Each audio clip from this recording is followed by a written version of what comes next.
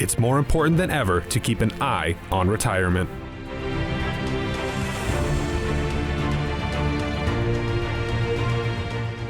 Hi, and welcome into Eye on Retirement, the weekly show that keeps you in the know about all things retirement.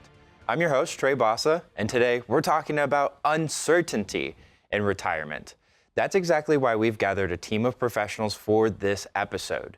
Today, our panel includes Danny Goolsby, Financial Advisor and Founding Partner of Market Advisory Group, Joshua Sikora, CPA, Tax Advisor from Market Tax Services, and Gerald Eidelman, Estate Planning Attorney and Founder of Eidelman Law Firm, and myself, Trey Bossa, Healthcare Advisor from Market Medicare Advisors. Welcome in, everybody. Now, Danny, if there's one word that defines retirement planning today, it's uncertainty, isn't it? Yeah, whether you're 5 years away from retirement or you're already retired, the questions are the same. Are my savings enough? Can I remain independent and on my own terms? Can I live independently? Market volatility. What's the stock market going to do if we have a crash or we have a bull market? What happens then? What happens if I live too long? What longevity risk is what they call that. Healthcare risk. What happens if I have a healthcare event or a long-term care event? What's that do to my nest egg? Inflation. During COVID, we had inflation that was raging pretty high. And then most recently, we had taxes. With this one big, beautiful bill, that's changed the tax code. And the tax code is actually better than it has been. But that's until the next group of people get in power up there in D.C., and then it starts all over again. So in today's episode, we're going to go deeper into the forces that create retirement uncertainty, whether that be, again, market volatility, whether that be Social Security's future. That's another one we haven't talked about. Social Security is a bedrock for people in their retirement. And yet there's changes to Social Security that's coming. Healthcare costs, inflation, and tax laws. So in this first block, what we want to talk about is, can I remain independent and on my own? I've done this for a while now, and what I have found consistently over the course of my career is that we are all alike. Most of us are different in many different ways, but here's how we're most alike. Number one is we're afraid that we're going to outlive our money. And number two, we want to live independently in our own terms. Mm-hmm. In other words, I don't want to have to go back and live with my children. I don't want to have to become a burden to someone else. I want to keep my independence. And whether as we continue to age, I've watched this with different groups of people where you can start to see the universe start to get smaller and smaller as their independence slowly gets taken away from them, whether it be through I can no longer drive, or I can no longer do this on my own, or I have to have help with going back and forth to a doctor's office. So I'm slowly losing my independence as I age. But as I asked earlier, Trey, can I remain independent on my own? That's meant as a financial question, but it also has healthcare components to that as well, does it not? Absolutely. When a lot of people sit down and think about their golden years, they're thinking about those no-go years. Whenever they are spending time at home, just trying to live their best lives until their time comes, they want to stay in their own home. They want to stay independent as long as possible. But they need to start planning for that today, decades ago, or years ago, I should say, because at that point in time, there may be an episode, a health crisis, where you have to go to some sort of long-term care facility. You need a longer stay in the hospital, and then now all of a sudden, staying at home, it could be costly. It might not be the most efficient way to be spending the last years, your retirement, to get health home services to your house or to retrofit your home for independent living. Back to long-term care. If you do need to move to a facility for that assistance, you're no longer able to stay in your own home, that long-term care facility is going to cost you. So if we're talking about uncertainty today, and I've gone through, during my working years, I've gone through my due diligence and I've said, okay, I planned for this event, and I planned for this, and I planned for this, and I planned for this. And you know what? Long-term care, I'm not going to have an event there. I just choose not to have that. I wish it were that simple. A lot of us live in denial. Back when I first started my career, the statistics were that almost half of us were going to have a long-term care event. Today, because of all the baby boomers that have moved through time together. Now it's almost 70% of us will have a long-term care. So it's not about trying to live your life with uncertainty, because you don't want to get to a certain point in your life and say, my nest egg now, instead of it going to my lifestyle, or my nest egg, instead of it going to my heirs, whatever I don't use in my lifetime, now it has to go to healthcare. I don't want that to go to healthcare. As a healthcare professional, what do you do every year with people to try to make sure that they are in the best position for the next 12 months? Because we know healthcare changes. Every year it changes. And that's why I sit down with all of my clients every year to review plans, make sure that they're just a check-in, first and foremost, see how they're doing, if there's any changes in their life, their lifestyle, and see if we need to make any adjustments to their current set of plans and policies. Because at the end of the day, if they don't plan for it now, it could affect their retirement down the road. It could affect their children down the road. Like you were mentioning, I don't want to be a burden to my child. And that is a very common fear that we run into in this office.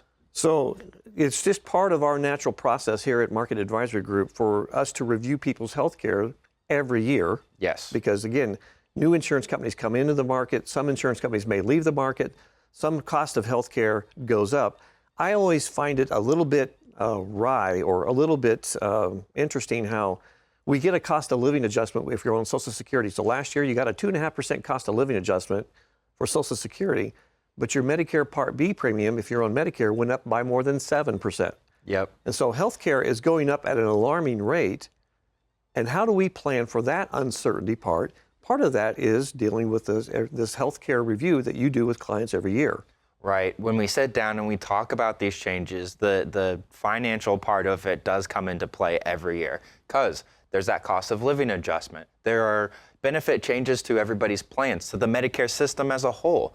When we're sitting down and talking about these changes, it's important to have the full picture so they understand kind of what is changing year after year. Because if you don't change your plan, if you don't review your plan, it just rolls over into next year's version, and that is the coverage you get, bottom line. And you find out usually that you may not have the best coverage the next year, because you go to the pharmacy to pick up some drugs, and the pharmacist tells you it's going to be significantly more than you were expecting to pay because maybe your drug plan changed.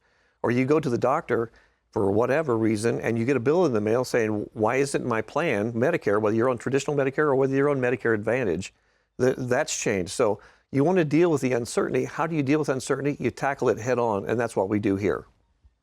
This is just the tip of the iceberg when it comes to retirement uncertainty. I want you to ask yourself, what are you doing to mitigate these uncertainties in your retirement plan? If you don't know, that is okay. But sometimes all it takes to find out what you could be doing is a 15-minute phone conversation.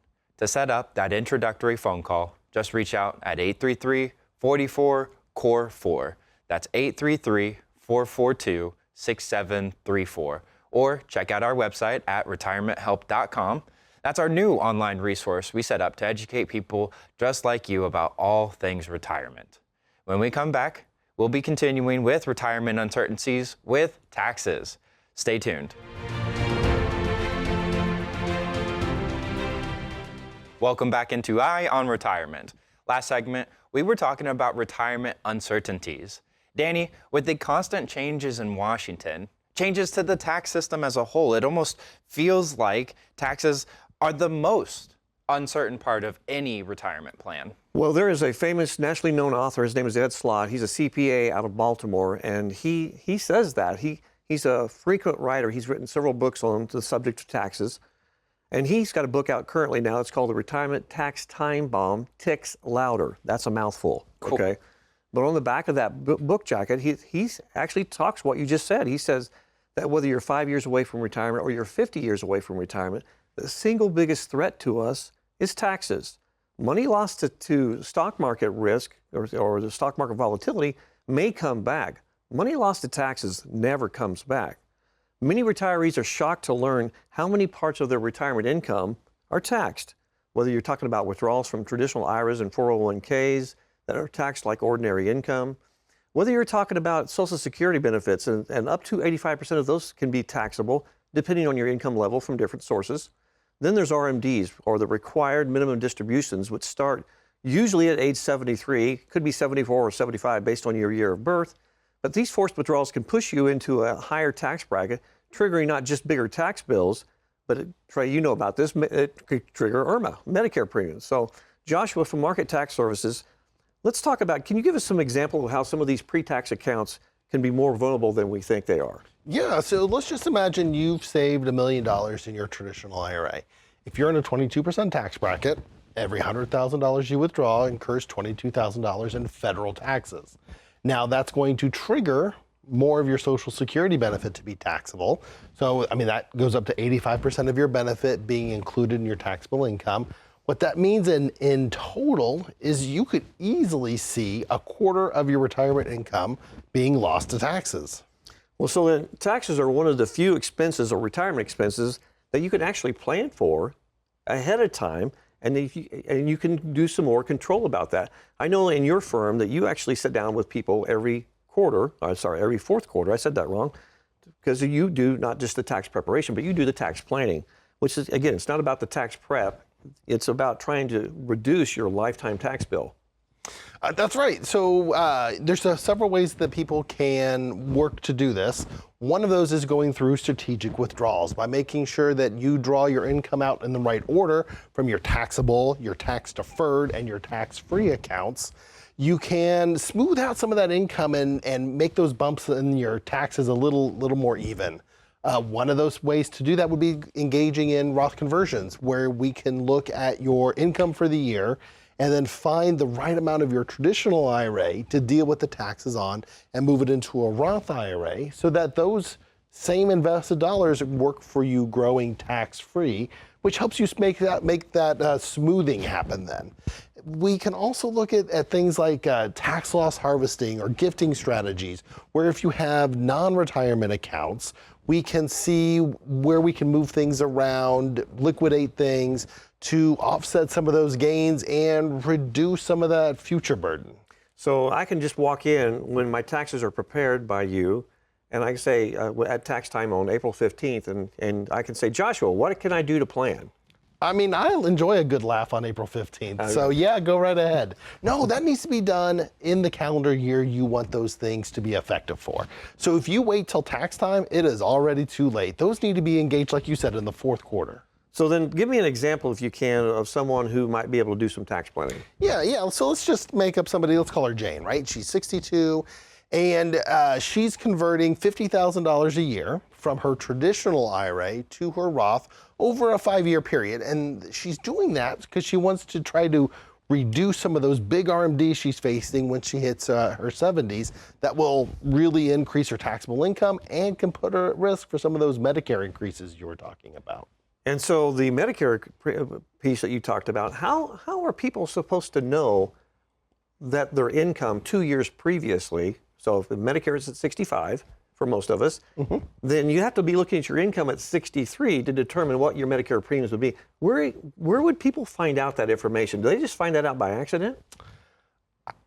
Call me a conspiracy theorist, but I think that's what they're supposed to do. People, I mean, like Matt will often talk about, the retirement system's broken. People are expected to know how all these different pieces work together with nobody out there telling them. And so that's where people get comfort from working with us, because we're here to talk about these things that they don't know about because they've never gone through this retirement process. Ideally, people want to retire one time, right? Well, and that's where a coordinated team comes in together, because let me give you another example. We have time in this block. So let's say that I'm working at my employer and I have an HSA. Yeah. And I'm contributing to my HSA, my health savings account. And I'm older than 65, but so I've delayed because I have my health plan through my employer. And I've been contributing to my HSA all this time. Again, what are the rules around HSAs and Medicare? Can I just seamlessly walk out of my employment one day if I'm over 65 and into the retirement world and Medicare if I have an HSA? Only if you've planned ahead. So, I mean, as you're laying out the story, my first thing I'm thinking about is, while I hope you're not contributing, if you turned on your Medicare Part A when you turned 65, which a lot of people do, not knowing the consequences of having that turned on, which doesn't cost you anything, but it makes it so that you can't make contributions to that HSA anymore. And no one's out there telling people about that. So in other words, what I think I hear you saying is it's uncertain. It's uncertain. If you don't have this knowledge, and where would you go get this knowledge? You get that knowledge from this kind of a team is saying, whether it's a tax person or whether it's a healthcare person, you're trying to figure out how can I have a coordinated team to be able to help me in this type of part of my life. Current tax rates have been made permanent. Permanent in quotations because Washington can change them at any time they want. You could sit back and hope that they never do, but with the rising deficit, do you think that's the wisest decision? To set up a 15-minute introductory phone call to get answers to these questions and more, just reach out at 833-44-CORE4. That's 833-442-6734, or check out our website at retirementhelp.com. When we come back, we'll turn to other uncertainties in estate planning. Stay tuned.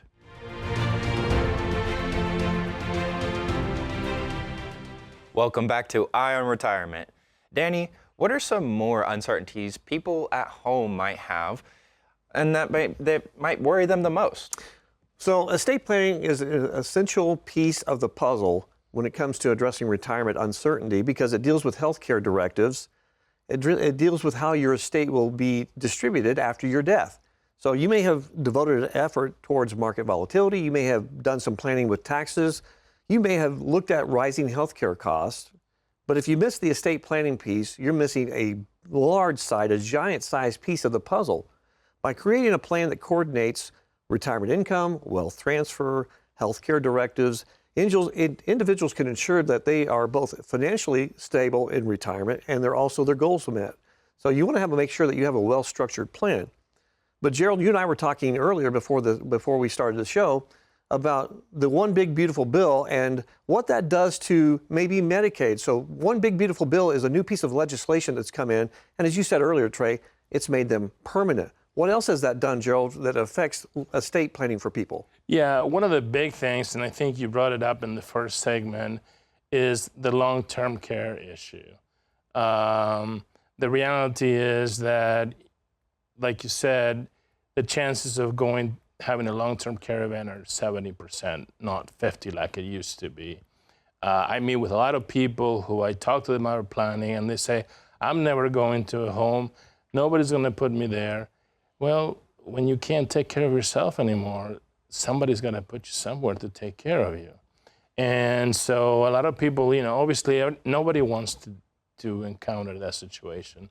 But the reality is that more and more people do, because we're living longer and our bodies are still decaying, even though our minds may not be. And so one of the big things that I have a tag that I wanted to use in some letters I wanted to send, that the word "you are next," meaning that this bill took a big chunk out of Medicaid. It made cuts to Medicaid. The majority of that was to services for health insurance currently, not for long-term care. But is long-term care that far away? I mean, the reality is we spend a fortune in long-term care. All our programs are busting at the seam as far as budgets. So whether it's this administration or future administration, we are going to begin to see some changes to the Medicaid allowances, and you're going to see restrictions on your planning ability to preserve your assets. Now that's what we do. One of the things we engage in is helping people preserve their assets. You're retiring, you get to look at the vast amount of wealth maybe that you accumulated. There's several things happening. What do we do now? Do we have fun? What are we going to do with this when we die? There's all this money. How are we going to pass it on to our children? Are they responsible? What about the grandchildren? All these questions that are part of the estate planning process.